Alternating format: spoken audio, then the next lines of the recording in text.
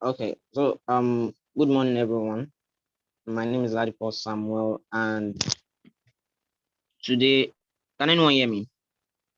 Can everyone hear me? Yes, I can hear you clearly. Okay, my name is Ladipo Samuel, and today we are going to be looking at data visualization and the right way to go about data visualization. So next slide, please.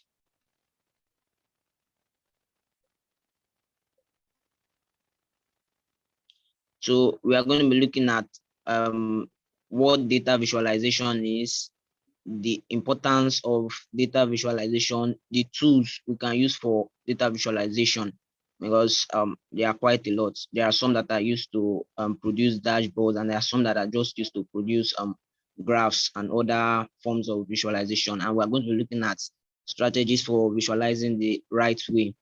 Next slide, please. So first of all, what is data visualization? Next.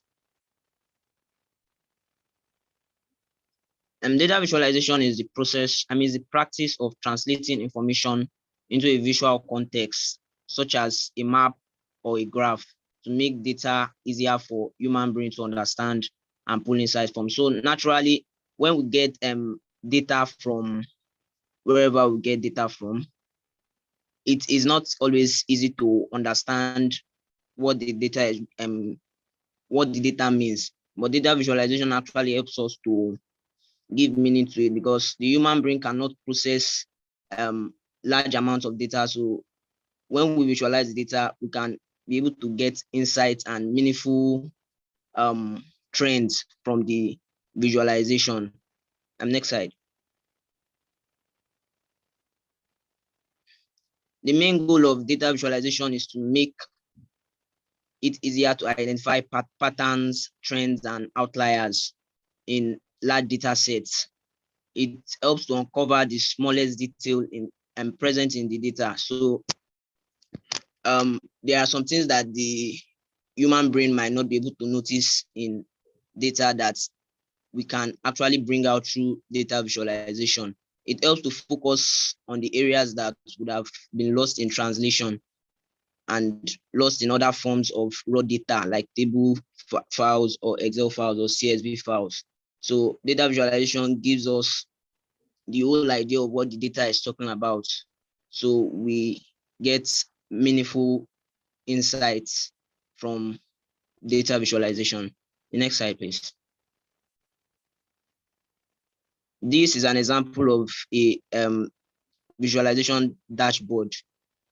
I got it from the internet. It can be gotten using one of the tools that we'll discuss today. So to produce dashboards like this, we can either use Power BI or Tableau. There are tools for data visualization to help understand large data sets. Next slide, please. So we are going to be looking at why data visualization is important, because there are actually a lot of reasons it is important, but we're looking at the ones that are relevant to us as techies. Next slide, please. The first reason why data visualization is important, as for me, a data scientist or aspiring data scientist, it helps me to catch patterns. So studying lots of data and finding the slighted patterns in it is a part of a data scientist everyday tasks. So data scientists are frequently provided with big data, and they have to find effective ways to study the data and find patterns or trends that could help the business in any way whatsoever. It could help business in making decisions. It could help them in knowing what products to sell more or produce more of. Next slide. And as I said before, it helps in making better business decisions. So gone are the days when businesses used to make decisions on a whim. They don't just make decisions based on intuition anymore. They make data-driven decisions using the data that they get from their customers. So using data they use data to make all their major decisions and to study all overwhelming business data. Visualization is one of the major tools that they use. So when there are large amounts of data, for them to be able to understand the trends, what products to use, what products people use more of, so that they can produce more of those products. Data visualization helps them to understand it easily because they cannot actually understand by just looking at the raw data. Next slide, please.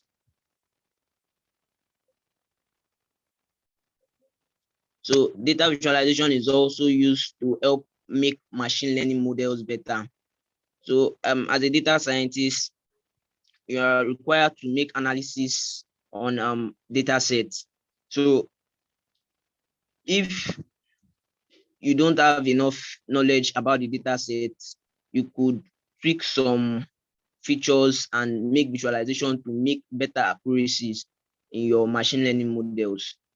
This is that's why data scientists are also considered to be data analysts.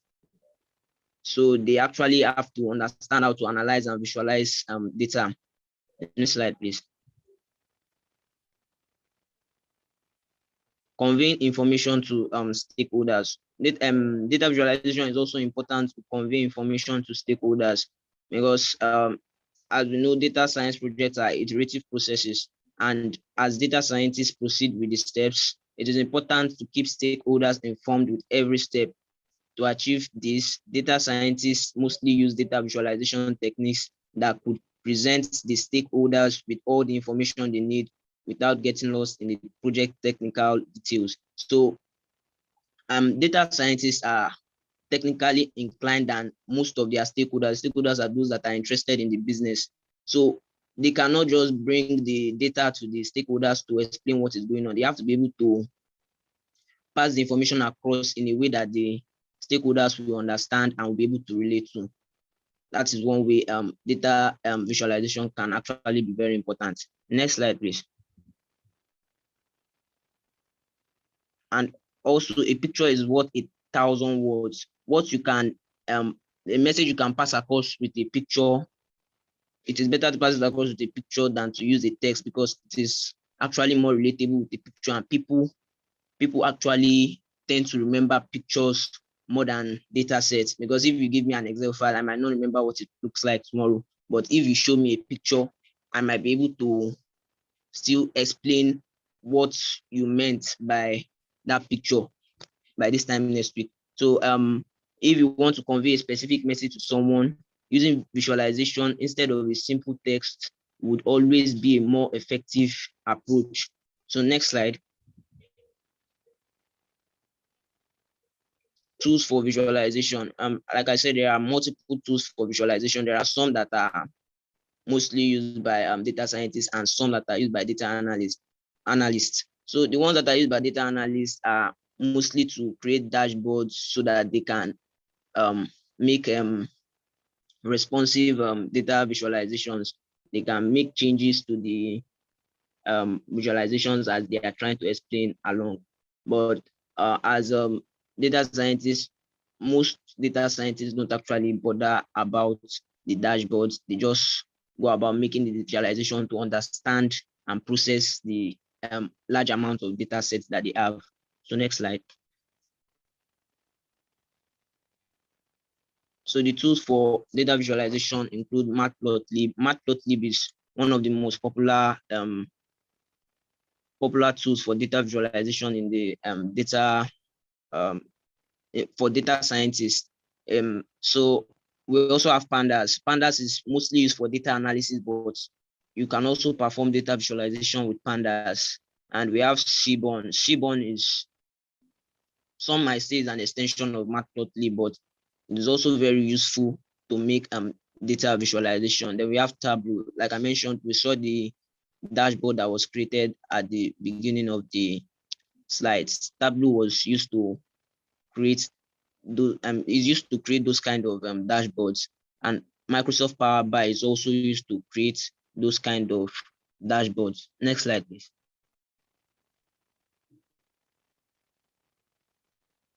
So next we are going to be looking at how to visualize the right way. There's a science and an art to actually visualizing. So they have to meet at a point. We are going to be looking at the principles that you can take to make sure your visualization passes the message it's supposed to pass across, and people can understand and be able to relate to it. Next slide. The first thing to know before we start visualizing, and for us to be able to visualize the right way, is to know the context of the data.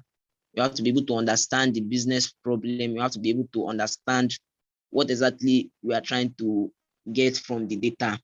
So before you start down the path of data visualization, there are a couple of questions we also need to answer. We need to know who the audience is. If the audience is a more technical person, we might not need a very expressive visualization. We need to know, we need them to, sorry, we need to know the importance of understanding the situational context, including the audience, the communication mechanism, and the desired tone. We need to be able to know the context of the business, and that is the first step in being able to visualize and show our data the right way. Next slide, please. The next thing we need to be able to do is choose effective visuals. If we are visualizing data, we can't use a pie chart where we are supposed to use a bar chart. It's not going to pass the information across. So we need to know when and where to use each illustrations. There are many types of visuals that we can use. We can use a pie chart, a graph, a bar chart, horizontal bar chart. So we need to be able to know when and how to use those particular visuals. So there are common types of visuals used to communicate data in a business setting. We need to know the appropriate use cases for each and illustrate each through real world examples and know when and how to use them. Next slide. You need to learn how to direct your audience's attention. So you need to be able to direct the audience to where we would like them to view from the point we like them to view the visualization from. We need to learn to examine how people see and how we can take advantage of when crafting our visuals. We need to draw their attention to where we want them to focus and create an hierarchy of components to help direct the audience through the information that we want to communicate and in a way that we want them to process it. So we need to be able to move in a particular pattern. You can't bring the end of the information to the beginning and expect the audience to be able to relate to it. So we need to know how and when to bring in certain components in our visualization. Next slide, please.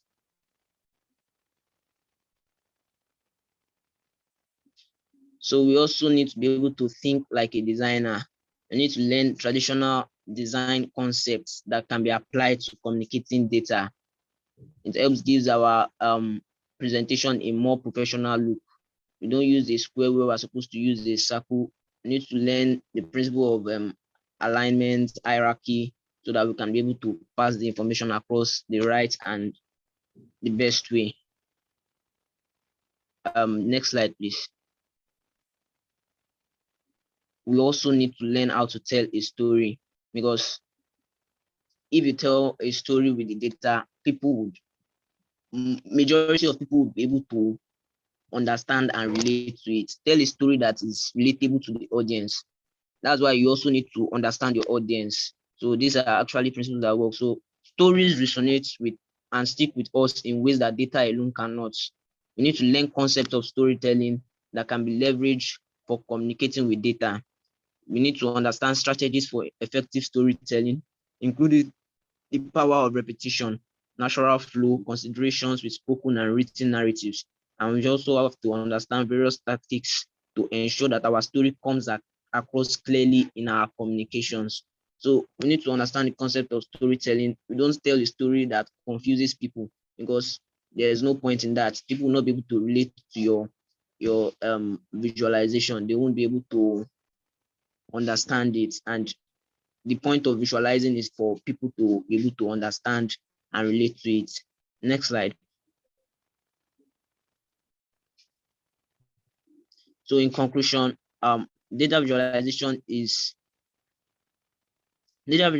and communicating with data in general sits at the intersection of science and art, like I said before.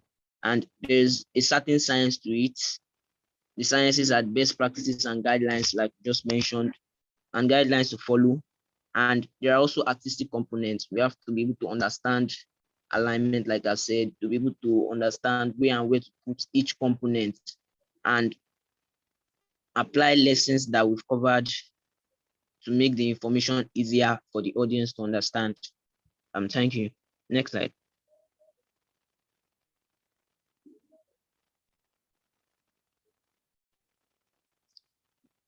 Next slide, please.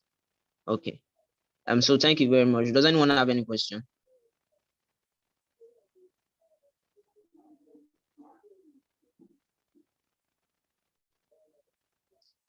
So assuming that there's no question, let me ask. Yes, I actually have a question. I have a question too. Okay.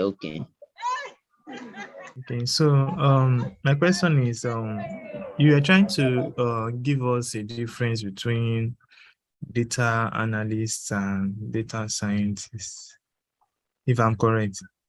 Yeah.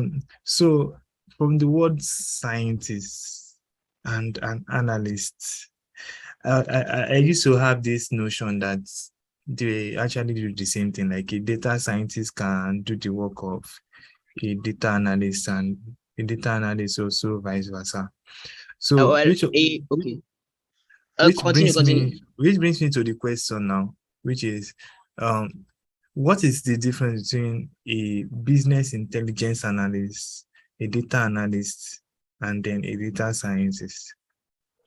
Well, I can't give you the meaning of business intelligence analyst, but between a data analyst and a data scientist can actually do the work of a data analyst, because a data scientist has to actually first analyze the data before being able to write machine learning models. What mostly differentiates a data scientist from a data analyst is machine learning. So a data scientist takes it a step further to learn machine learning with scikit-learn and deep learning to be able to write models and make predictions. So data analysts actually look at the data, analyze it, and gives you a report on the data, like giving a report on, let's say, last year fiscal reports. But what a data scientist will now go ahead to do is analyze the data, then write models to predict the future, like to predict how the future fiscal reports might look like. So data scientists actually can do the work of data analysts, but some data analysts can also write machine learning models, but that is not the main part of their job. Okay, thank you very much. Any other question? Yeah. Thank you. Just from what you said, I just want to know, like, do we have experts in data visualization? Like, do we have people that have built career only based on data visualization? Like, is there a role that is just attached to being able to just do data visualization only, or it's just that maybe if you're a data scientist, definitely you have to know how to do data visualization. If you're a data analyst, you have to just know how to do data visualization. That's my question. Okay. So from what I know, as a data scientist, you actually need to understand how to do data visualization, but that is not the main part of your job. It is just a means to an end. It is a way to be able to understand the data and write better machine learning models. But I've seen some data analysts that most what they might based on is building dashboards and stuff. But you also have to have other skills to be employable. You can't just be doing visualization and expect development. So you have to actually broaden your skills because people are improving every day. So you can't, I don't think, I'm not sure, but I don't think you can make a living out of just doing visualization. You have to be able to tell a story with your data. So that is also a skill. So just being on the computer doing data visualization, except you are a writer and you are writing about data visualization and are selling your books, maybe that might work.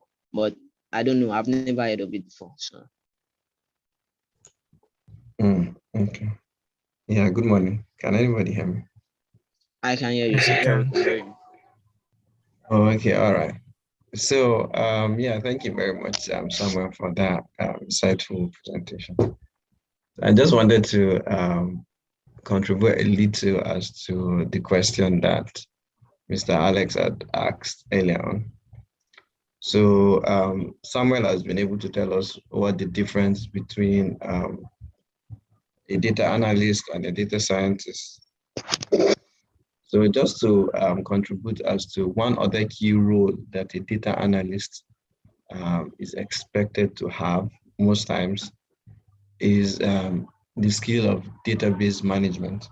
So as a data analyst, another key important role you should have aside from your data analytics skills is for you to be able to manage databases effectively. So you should be able to perform this kind of operation where we call them CRUD, right? Where you have to create probably a database, read out from a database, that's querying out of a database, updating a database, and deleting a database. So you might be saddled with these kind of responsibilities in an organization for you to either manage a database. You might not be the one creating the database. You might be saddled with the responsibility of updating it. You might as well be saddled with the responsibility of deleting, some part of the database and the likes. So that's the second key or most important role that you'd be having when you work as a data analyst. Yeah, so and for the data scientists, just like Samuel has said, they go a step further to do other interesting things with data, right? Not just predictive analysis where they tend to predict what might happen in the future. They also incorporate a whole lot of unique skills like natural language processing, where they use data to convert into text, speech to text, just like we have it on Siri, Alexa, and the likes. That's another step they take further. Not just that, they also do even more, than NLP. They do things like deep learning, just like you said, where you have things like object detection, image recognition, and all of those. Advanced AI concepts are being incorporated by data scientists. So they do, a large chunk of the work, moving forward. So yeah, basically, and for data visualization, I don't know as well if there's a job description that says a data visualizer. I don't know, but I just know that as a data analyst or a data scientist, at some point you should have the skill of visualizing data. Yeah, exactly. Okay, what of business intelligence? Yeah, okay, all right. So for business intelligence, basically, okay, the major difference, or sometimes these roles are being used interchangeably, right? So a data analyst, a proper data analyst with all of the skills of data analysis, could get roles in organization as a business intelligent analyst. Why? Because what a business intelligence analyst does basically is incorporating other key factors of a business, right? Things like market cap, things like competitors analysis, and all of those things incorporated into a holistic analysis. So you might have data, for example, right? And as a data analyst, you are meant to make meaning out of this data. You are meant to derive insight from this data. So you might derive basic insights from this data. But as a business intelligence analyst, what you do is you take a step further to really understanding the business at hand, right? It could be any business, it could be any business data you're trying to work on, right? So you need to do further understanding as to how this business works, market cap, competitors analysis, and whatnot. All of these major factors that brings together a holistic or a comprehensive analysis that makes, good business insight. So that's just business intelligence. There's no sort of a fancy skill set attached to it. It's just you doing things that are specific to, moving a business forward and all of those. Thank you very much. Okay. So do I still need to ask the question that I have, or can we move on? Yeah, we still have time. You can go ahead with your question. The next slide. So anybody that is willing to answer, they are not actually difficult. Next slide, please. So does anyone actually have an answer to the first question? So these two tools for data visualization. Anyone? W. Power BI. Okay, thank you.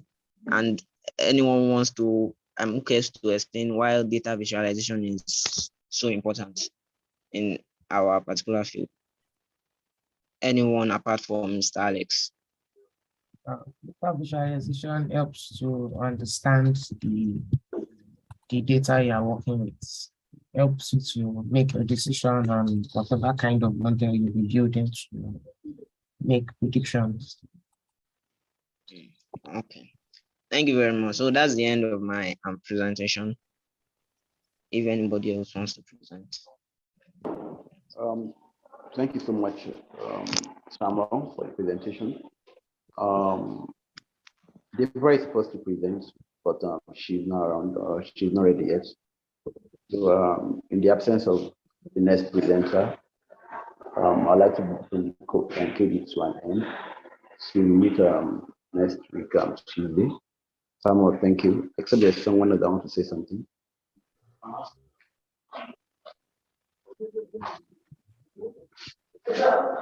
Okay, there's nothing else to say. Wishing everybody a lovely working day. Yeah, take care. Thank you very much, sir. Thank you so much. Thank you for joining. Bye-bye. Section. Yeah, bye.